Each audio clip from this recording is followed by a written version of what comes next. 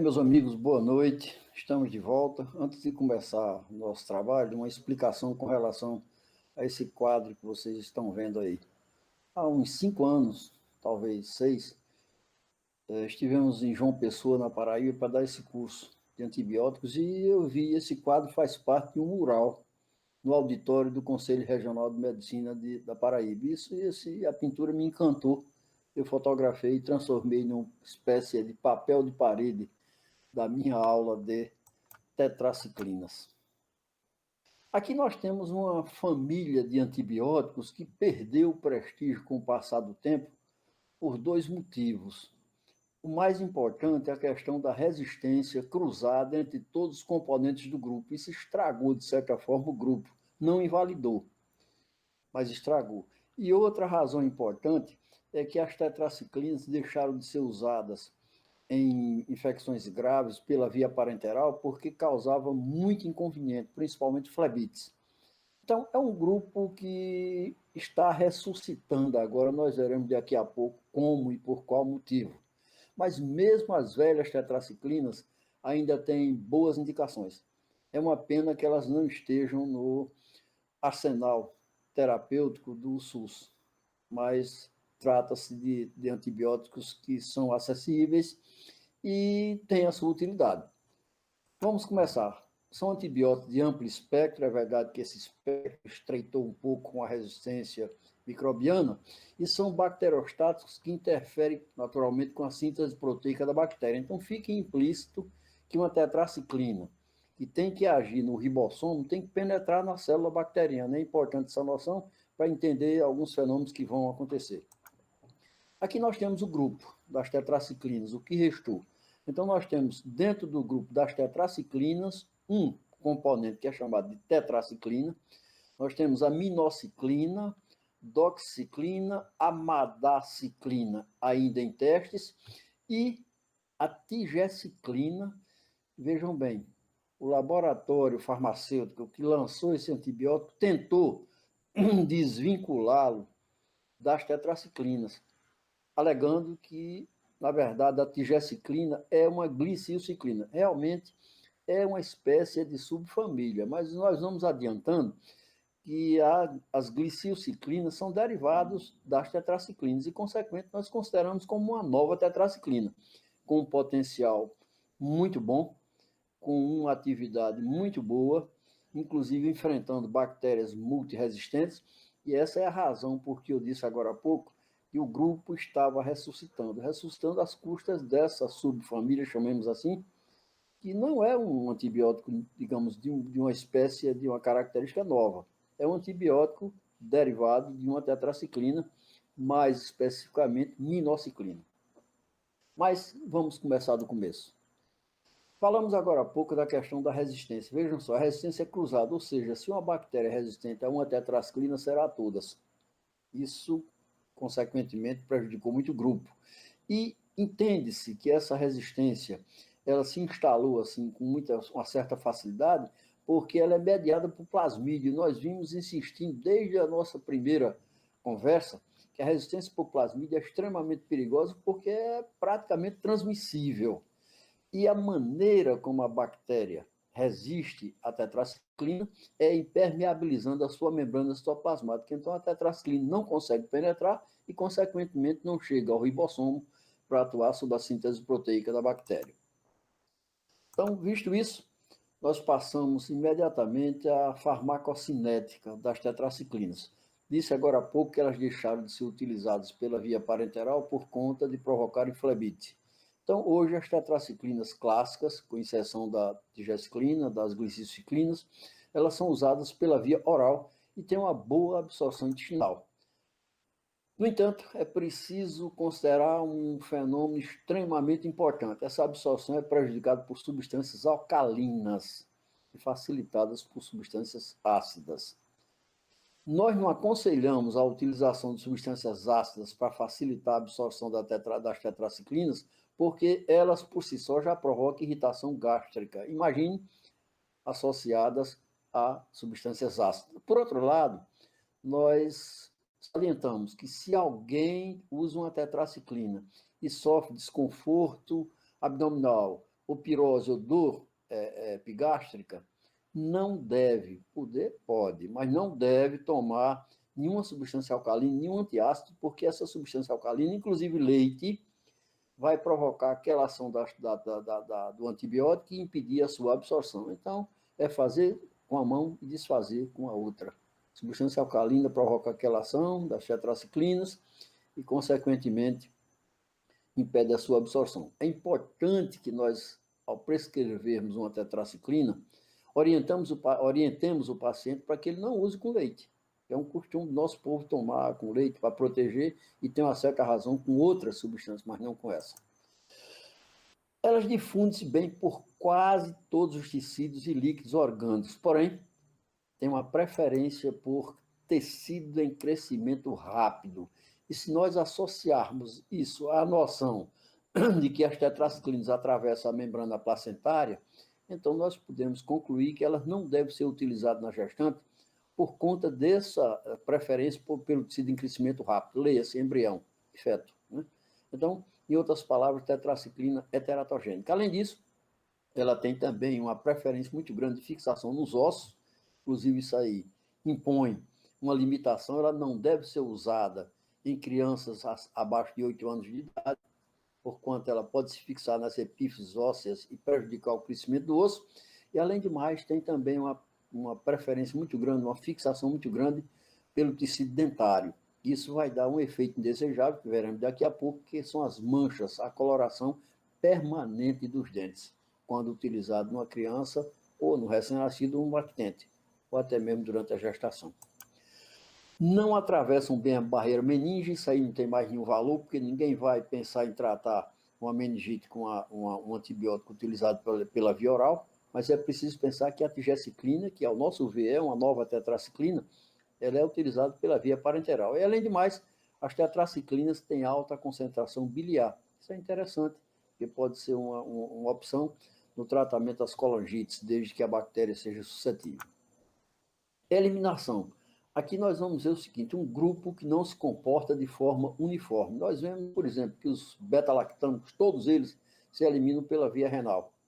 Vocês vão ver que os determinados antibióticos, como os macrolídeos, quase todos se eliminam pela via biliar fecal. Um deles se elimina pela via renal. Aqui nós temos eliminações variáveis. Por exemplo, a tetraciclina elimina-se exclusivamente pela via renal.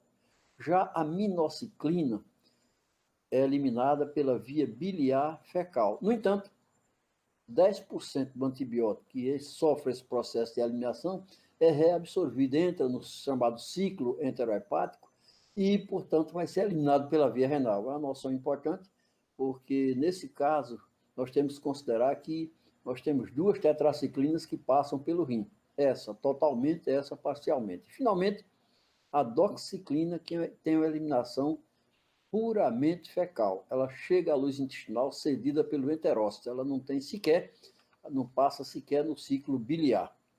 Porém, uma tetraciclina dessa, ela pode ser usada no indivíduo com insuficiência renal, porquanto não tem nenhuma relação com o rim. Agora vejamos os efeitos adversos. Comecemos com aqueles que são muito comuns, os digestivos. Então, é muito frequente o aparecimento de pirose, náuseas, vômitos, diarreia. E ressaltamos que, neste caso, não se deve usar substâncias alcalinas para aliviar essa pirose. Outro efeito importante, que esse aí é comum a todos os antibióticos de amplo espectro, é a possibilidade de desbacteriose, ou seja, a tetraciclina atuar sobre o componente da biota intestinal, deprimir essa biota e permitir a superposição de uma biota patogênica representada, por exemplo, por Cândida. Outro efeito que é preciso considerar é que as tetraciclinas têm sido responsabilizadas por hepatite graves em gestantes. Não se sabe exatamente qual seria o mecanismo, mas tem acontecido com uma certa frequência e existe essa correlação. Além de mais, coloração dos dentes é uma coloração permanente, vocês podem ver aqui essas manchas dentárias, elas são indeléveis, e nós temos, pelo menos aqui em Maceió, 2 casos documentados de ulceração de esôfago, terço inferior do esôfago, em pessoas que estavam usando tetraciclina continuamente para o tratamento da acne, que é uma das suas indicações. Muito bem.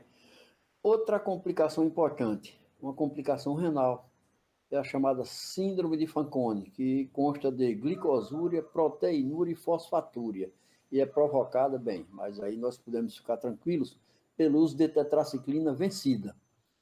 Vale salientar que essa síndrome de Fanconi, causada pela tetraciclina ou pelas tetraciclinas, é uma fenocópia da síndrome de Fanconi, que é de natureza genética, né?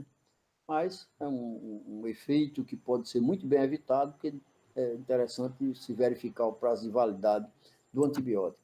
E, finalmente, nós chegamos, por exemplo, à possibilidade muito rara, mas de qualquer maneira relatada, de ototoxicidade com minoxiclina, miopia transitória com qualquer tetraciclina, e essa questão aqui que é extremamente importante, que limita a aplicação de tetraciclina em crianças, que é a deposição no tecido ósseo em formação, nas epífises, então prejudicando o crescimento ósseo. Contraindicações. Isso aqui é uma coisa fechada, não se discute. Quer dizer, foi discutido, lógico, está estabelecido. Não se deve usar tetraciclina em crianças com menos de 8 anos de idade. Gestantes e nutrizes, nós chegamos até ao ponto de dizer que um atraso menstrual deve impedir a prescrição de uma tetraciclina, porque um atraso menstrual pode ser gestação. Insuficiência hepática, todas elas são metabolizadas no fígado, e insuficiência renal, exceto com a doxiciclina, que, como foi visto agora há pouco, tem eliminação puramente fecal, sem participação renal. Muito bem. Agora vamos para as indicações. Primeira delas, profilaxia do tétano, ou seja, quimioprofilaxia do tétano, porque, na verdade, profilaxia do tétano é vacinação. A vacina antitetânica é extremamente segura. Eu posso dizer que, na minha experiência, mais de 40 anos no hospital de referência para doenças infecciosas aqui em Maceió, nunca vi um paciente com tétano que tenha sido vacinado. Então, profilaxia é com vacina. Porém, se for necessária a quimioprofilaxia, tetraciclina tem uma ação muito boa sobre o Clostridium tetani. Tratamento de cólera. Daqui a pouco vamos comentar de forma mais precisa, destrinçar um pouco essa questão da indicação da cólera e por que nós estamos falando de uma doença que aparentemente não existe. Além de mais, uretrite por clamídia ou ureaplasma, cancro mole, donovonose e linfogranuloma venéreo, psitacose, ornitose e tracoma, brucelose e peste. Notem que nós colocamos aqui sem destaque essas doenças que não são tão frequentes e que não são tão importantes quanto as duas primeiras nós listamos. E voltamos ao destaque. Sífilis nos alérgicos à penicilina. Logicamente, não se pode pensar em tratar uma gestante com tetraciclina, mas não sendo uma gestante, é uma boa indicação. Acne, uma excelente indicação, e febre maculosa brasileira e malária falcípara. Visto isso, nós passamos assim a detalhar aquilo que nós consideramos mais importantes. Por exemplo, na profilaxia do tétano, pode-se usar quaisquer das tetraciclinas, a dose é que vai variar. A minoxiclina, ela se caracteriza por uma meia-vida longa, bem como a doxiclina, então nós utilizamos 200 mg, 2 comprimidos inicialmente, primeira dose, e segue com um comprimido por dia a cada 5 dias. Já na doxiclina, mesma coisa, mesmo esquema. 200 mg inicialmente, um comprimido por dia durante 5 dias. Se não se dispuser de minoxiclina, doxiclina, ou o paciente tiver que comprar e precisar de um produto mais barato, nós temos a tetraciclina. Só que aqui nós teremos que utilizar 500 mg a cada 8 horas durante 5 dias. Com isso, a gente faz a quimioprofilaxia do tétano. Lembrando, mais uma vez, que tetraciclina sozinha não consegue evitar a doença. Cólera, uma excelente indicação. Cólera, como vocês sabem, é uma doença diarreica leve ou extrema. A diarreia pode ser tão intensa que o paciente precisa ser colocado nessa cama aqui, que é uma cama com uma lona impermeável, com um buraco, chamemos assim, um orifício aqui central, onde é colocado embaixo um balde para recolher as fezes, porque a diarreia é intensa, intensíssima, até que começa a ser controlada. É tão intensa que pode levar ao choque. Nós temos aqui um paciente que chegou ao serviço chocado, pressão zero. Muito bem. O que é que nós temos a respeito de cólera? Vocês, principalmente mais jovens, podem pensar que nós estamos falando de uma coisa inexistente, de uma coisa de romance, de século XIX, talvez começo do século XX. Vejamos alguma coisa a respeito de cólera. Essa doença ela foi erradicada no Brasil em 1893, mas voltou 99 anos depois, porque ela continuou como uma doença endêmica em bolsões endêmicos no chamado subcontinente indiano, naquela época, formado pela Índia, Paquistão, Paquistão Oriental, que hoje chama-se Bangladesh. E ela voltou.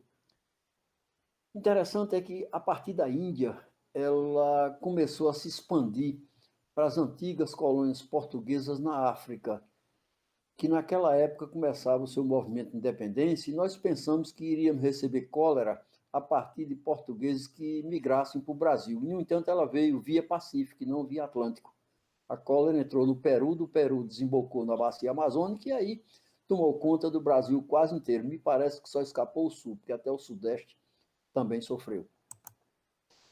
O responsável por essa epidemia que começou em 92 não foi o Vibrio cólera clássico, foi o Vibrio cólera O1 biotipo Eltor. Recebeu esse nome, que é o nome de uma cidade da Palestina. O Eltor foi responsável e manteve a cólera inicialmente como uma epidemia, em seguida como uma endemia. A cólera começou como doença endêmica até que repentinamente desapareceu. E nós ficamos assim perplexos, sem saber o que tinha acontecido, até ser revelado que, na verdade, a cólera, a doença, desapareceu porque o Vibrio cólera Eltor sofreu uma mutação que consistiu na perda do plasmídio de virulência. Então, ele passou a ser um saprófita. Ele continuou sendo encontrado nas águas, principalmente aqui onde eu tenho experiência, aqui em Alagoas, porém, sem virulência.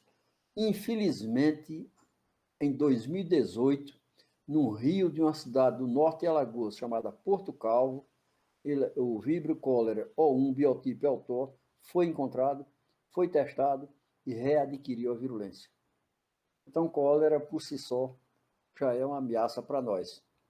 Mas, além disso, ainda precisa considerar que foi identificado um novo patógeno, uma espécie patógena, que é o Vibrio cólera O139 biotipo Bengal. Recebeu esse nome que foi identificado na Baía de Bengala, na Índia, e eu não vejo motivo para se pensar que, contando com a volta da virulência do Eltor e contando com um novo tipo virulento, que é o Bengal, eu não vejo por que pensar que a doença não pode voltar. Ora, nós sabemos que as cidades brasileiras não são todas saneadas. A minha experiência, por exemplo, com relação à cidade em que eu vivo, tem coisas belíssimas. Está aqui Orla de Maceió, linda, maravilhosa. No entanto, tem coisas feias, favelas. Então, isso, certamente, pode permitir que a doença retorne. Então, o que é que nós temos recomendado em nossas aulas? Uma atitude de vigilância epidemiológica. Ou seja, ocorreu um surto de diarreia, pense na possibilidade do retorno da cólera, seja pelo O1 ou pelo O139, Eltor ou Bengal. Qual a conduta? Providenciar uma coprocultura. Só que não se pode coletar as fezes, o resultado possivelmente não será positivo. É um pouquinho trabalhoso. Tem que se fazer um swab anal, cultura de um swab anal. Então, essa é a nossa recomendação. Mas vamos lá. Outra indicação, febre maculosa brasileira. É uma doença que ainda não existe entre nós, não foi documentada aqui no Nordeste. No entanto, é uma doença que acontece no Sudeste, Sul e Sudeste. O agente etiológico é uma rickettsii, e o transmissor é um carrapato, Amblioma cajanense, conhecido popularmente como rodoleiro, carrapato estrela. Nós estamos falando de febre maculosa brasileira porque esse carrapato, o Amblioma cajanense, que é oriundo do Sudeste, ele já foi encontrado no sul da Bahia. É como se ele estivesse migrando. Então, ele pode chegar. Aliás, pelo número de inscrições, eu penso que estou falando também para pessoas que estão em regiões onde essa doença existe. É uma boa indicação para as tetraciclinas. E aqui nós temos a clínica da febre maculosa brasileira. Eu falo mais em função de divulgar a sintomatologia para essa região onde a doença ainda não existe. É uma doença de início brusco, caracterizada por febre, mialgias, irritabilidade, agitação, confusão mental, sinais de irritação meníngea, exantema, maculopapular, petequias, hemorragias e necroses. Então, vejam bem, é uma doença que pode ser confundível, por exemplo, com dengue hemorrágica, pode ser confundível com meningococcemia. Então, é preciso pensar também nessa possibilidade à medida em que esse carrapato continue nessa migração e chega até a nossa região. No caso da febre maculosa brasileira, nós teríamos a tetraciclina, 25 a 50 miligramas por quilo de peso dia, lembrando que tem que usar a cada 6 ou a cada 8 horas, doxiciclina, 100 miligramas a cada 12 horas, e, afortunadamente, que essas duas substâncias são utilizadas por via oral, afortunadamente nós temos hoje a tigeciclina, que pode ser usado, deve ser usado, uma dose inicial de 100 miligramas, é parenteral, e 50 miligramas a cada 12 horas por via venosa. Outras indicações das tetraciclinas, sífilis, quaisquer das tetraciclinas, nas doses usuais, já foram vistas, durante 15 dias. No entanto, como não se trata da droga de eleição, que é a penicilina G-benzatina, evidentemente, é preciso que se faça o controle com VDRL, quantitativo, lógico, qualitativo não interessa, para verificar a regressão do quadro, a regressão da doença, à medida em que o VDRL vá baixando, digamos assim, a sua reatividade. Outra indicação, malária falcípara como adjuvante no tratamento multidrogas. É outra coisa que eu preciso justificar, principalmente para nós que vivemos aqui no Nordeste do Brasil, aliás, para nós que não vivemos na região Norte. Malária é uma doença hiperendêmica na Amazônia. No entanto, nós tivemos um surto de malária no estado do Espírito Santo em 2018. Então, não é uma coisa estranha que ela possa acontecer em qualquer região de pessoas que agora nos ouvem e nos veem. O que é que nós temos? Por exemplo, nós sabemos que malária é uma doença transmitida por anofelino. Então, vejam bem, eu não sei a situação dos outros estados, mas presumo que seja idêntica ao nosso, porque nós temos aqui a Carta Anofélica de Alagoas. Alagoas tem 102 municípios. Nesses municípios que estão pintados de verde, todos eles possuem anofelino. Então, para que aconteça malária, basta que chegue alguém com gametócito na circulação, ou seja, com forma sexuada do plasmóide na circulação, e o mosquito está aqui. Vai haver o grande encontro, que, aliás, já aconteceu neste município aqui. São Miguel dos Milagres, nos anos 90, ou melhor, nos anos 80, fim dos anos 80, nós tivemos um surto de malária. Alguém chegou da Amazônia com febre, não foi detectado, e está aqui. O anofelino está aqui para fazer o encadeamento. Então, não deve ser visto como uma doença esdrúxula, estranha, porque realmente ela pode acontecer. Outra indicação importante das tetraciclinas, acne. Nós sabemos que acne é uma doença da unidade Pilosebácea, e que o agente etiológico é o Propionobacterium acnes, que é muito sensível às tetraciclinas. Mas as tetraciclinas na acne têm uma ação, além de, digamos assim, uma ação antibiótica, tem uma ação também importante que é de reduzir a secreção sebácea. E essa secreção sebácea é um meio de cultura para a bactéria. Então, ela não só vai atuar como antibiótico, mas também como redutor dessa secreção, favorecendo o tratamento.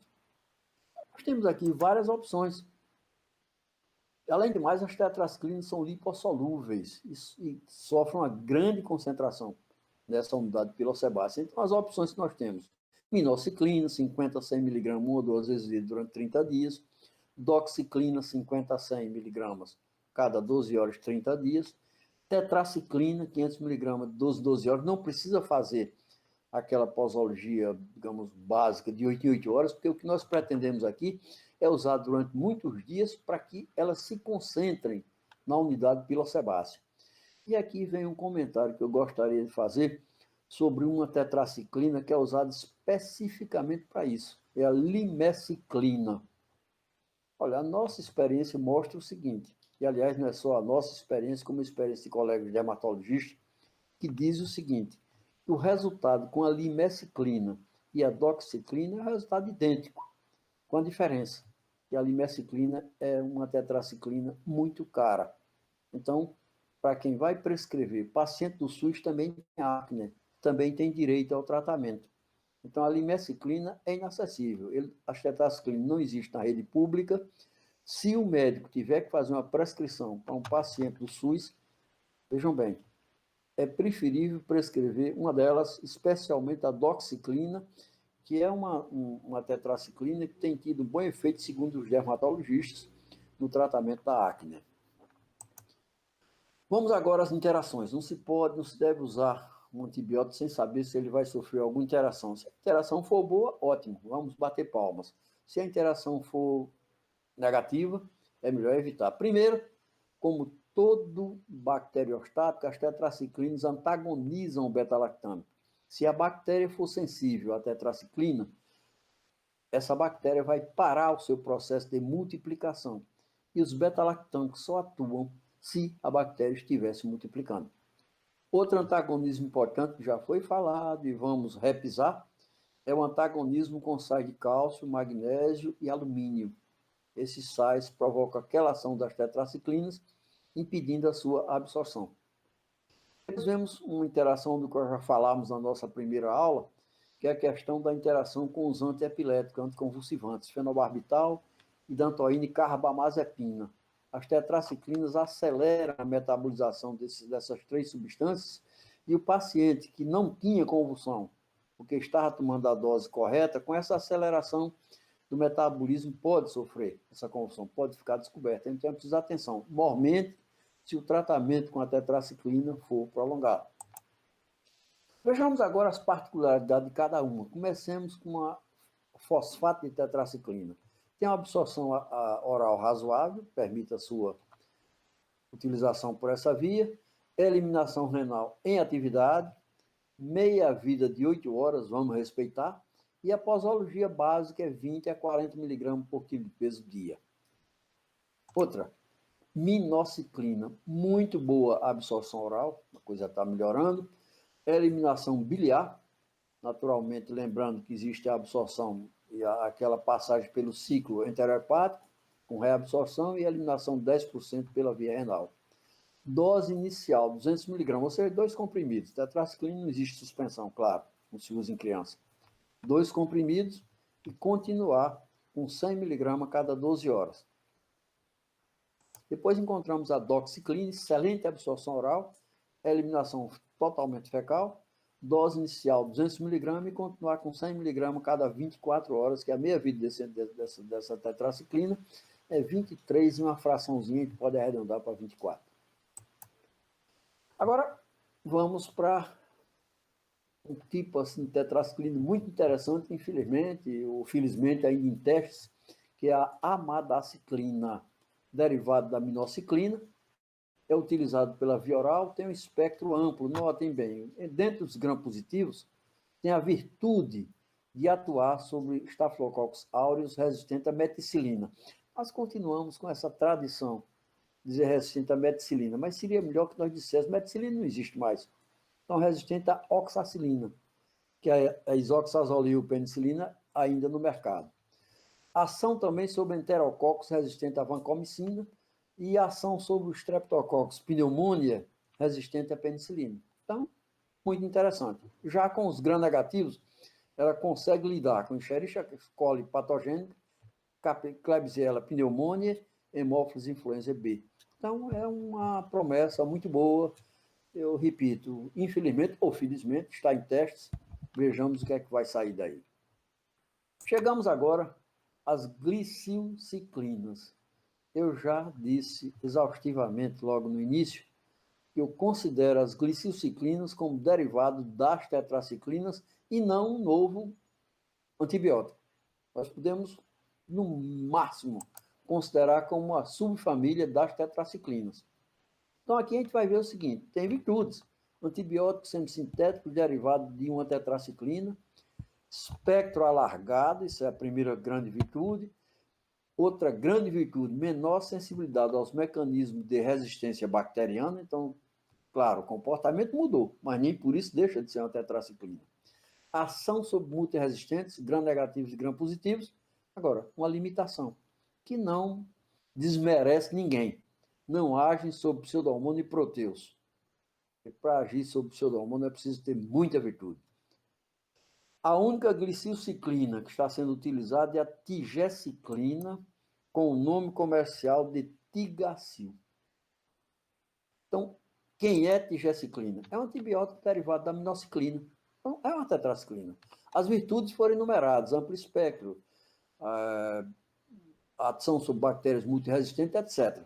Agora vejamos defeitos. Defeitos de origem. Nós veremos daqui a pouco que as limitações e contraindicações da glicilciclina, da tigeciclina, são as mesmas das tetraciclinas, a mesma coisa.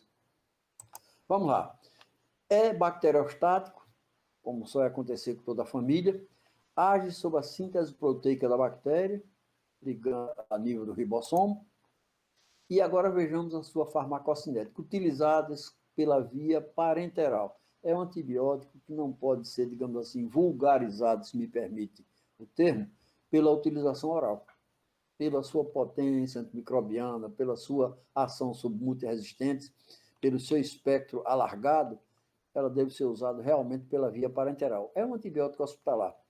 Boa difusão plasmática, altas concentrações biliares e pulmonares, excelente, porém, não tem, como as tetraciclinas, capacidade de atravessar a barreira hematolicórica. Então, não determina níveis licóricos terapêuticos.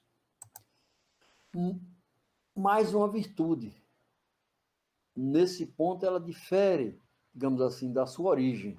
Não interfere com o sistema enzimático do citocromo P450. Então, não há problema da utilização de uma glicilciclina junto com a eritromicina, carbamazepina, digoxina, contraceptivos, verdanafil, nada disso, porque não há interferência com o metabolismo de nenhuma dessas substâncias, que pode acontecer com as tetraciclinas, chamemos assim, velhas. Eliminação biliar fecal, 59%, e renal, 33%. Espectro antimicrobiano.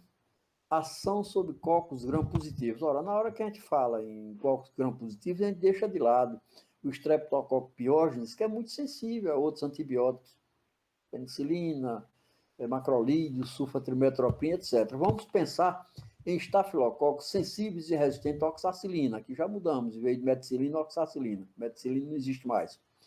Tem uma boa ação, aqui é bom, sobre enterococos, principalmente enterococos fecalis e enterococos faecium, e uma ação muito boa sobre o Streptococcus agalactiae, que compõe o grupo B da classificação do Lancefield. Já dissemos anteriormente e voltamos a repetir, que o Streptococcus agalactiae, que é encontrado na biota vaginal, ele tem sido responsabilizado por sepse em recém-nascidos, em situações gravíssimas. Aqui nós temos uma boa opção. Bacilos gram-negativos. Bom, são atingidos Escherichia coli, Klebsiella pneumoniae, inclusive a KPC, que é a Klebsiella pneumoniae carbapenemase, Enterobacter aerogenes, Serrácea, Acinetobacter baumannii, hoje muito responsabilizado por infecções hospitalares.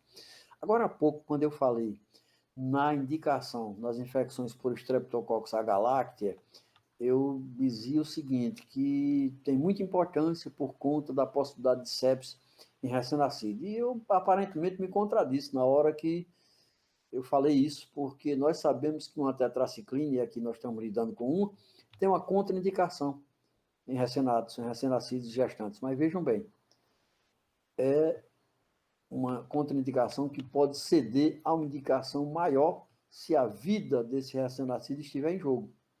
Nós sabemos, por exemplo, vocês verão isso, que as quinolonas floradas, elas estão contraindicadas em crianças. No entanto, toda a UTI neonatal possui a quinolona florada injetável para aplicar numa situação especial onde a vida do recém-nascido esteja em jogo. Naturalmente, essa não seria a primeira opção. Nós temos outras opções mais seguras, mas se a vida da criança depender desse antibiótico, ele deve ser utilizado. Há uma ação também sobre anaeróbios, inclusive bacteroides frágiles. Isso é extremamente importante, porque essa é uma bactéria multiresistente e extremamente patógena. Efeitos indesejáveis. Aí sim, prestem atenção.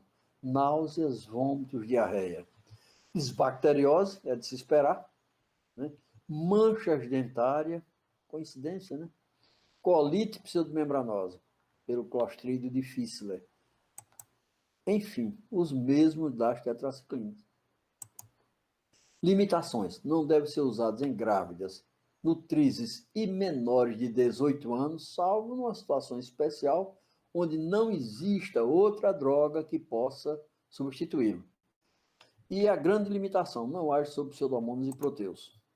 As indicações, nós temos as infecções complicadas de pele e anexo, infecções abdominais por Citrobacter freundii, Enterobacter cloacae, Escherichia coli, Klebsiella oxytoca, Klebsiella pneumoniae, inclusive KPC, Enterococcus fecalis, Streptococcus aureus e Bacteroides fragilis. São as principais indicações. Resistência. Aqui nós temos um mecanismo diferente. Nós vimos agora há pouco, e é preciso que nós nos fixemos nesses mecanismos variados de resistência. A bactéria é esperta. Ela sempre procura resistir. Desde o primeiro dia que nós começamos a usar o antibiótico, ela já está planejando e começando a construir o seu mecanismo de resistência. Nós vimos que para as velhas tetraciclinas, chamemos assim, a resistência se dá por impermeabilização da membrana citoplasmática, impedindo que o antibiótico penetre na célula bacteriana. Aqui nós temos um mecanismo muito curioso, o da chamada bomba de efluxo. O antibiótico consegue penetrar na célula bacteriana, porém, antes de agir, uma proteína de transporte retira o antibiótico da célula bacteriana. É uma coisa frustrante, esse mecanismo de resistência chamado bomba de efluxo. Doses, inicialmente 100 mg, parecido com o antibiótico de origem, que é a minoxiclina. Seguir com 50 mg cada 12 horas. Com isso, nós encerramos o capítulo tetraciclina e vamos agora para a nossa última participação. Agora, porque o Sanaflix veio para mudar o jeito como você estuda medicina e mudar para melhor. Primeiro, você pode confiar na gente. Nós somos o maior projeto de educação médica do Brasil. E não é só porque temos estudantes em todos os estados brasileiros e em 10 países no mundo. Nem porque tem estudantes de medicina em mais de 300 faculdades do Brasil usando o Sanaflix. É porque temos uma equipe de mais de 150 pessoas trabalhando para melhorar a qualidade do seu estudo e a maneira como ele chega até você. Nós nascemos da vontade de revolucionar a maneira como você tem acesso à educação médica. A gente acredita que o valor que você dá para a oportunidade de estudar com a gente é o investimento no profissional médico que você vai conseguir ser. Por isso, é importante que você possa acessar a gente de onde estiver. Por exemplo, se você precisa usar o Sanaflix além do desktop, desenvolvemos o nosso aplicativo. Assim você pode otimizar seu tempo aproveitando o nosso material de qualquer lugar e com o mesmo conteúdo. Afinal, quem estuda com a gente sabe bem o que a gente tem de bom. São mais de 700 resumos para você fixar o que aprendeu, 300 fluxogramas para te ajudar a conectar os assuntos, 700 mapas mentais para estudar de forma ativa e, claro, mais de 1.600 videoaulas para assistir quantas vezes quiser. 4,5 de 5 é a nota geral das aulas por nossos estudantes. Elas são dinâmicas e objetivas e estão sempre melhores. Temos uma preocupação especial em aperfeiçoar a metodologia e a didática da nossa equipe de professores padrão USP.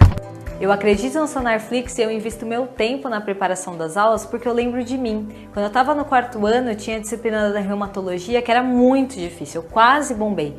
Eu fico pensando, se eu tivesse a Aline para me explicar artrite reumatoide, com certeza aquela prova teria sido bem mais fácil. Quando eu comecei a entrar na área do ensino, eu ficava maravilhado, velho, eu consigo impactar positivamente na vida de diversas pessoas de uma vez só.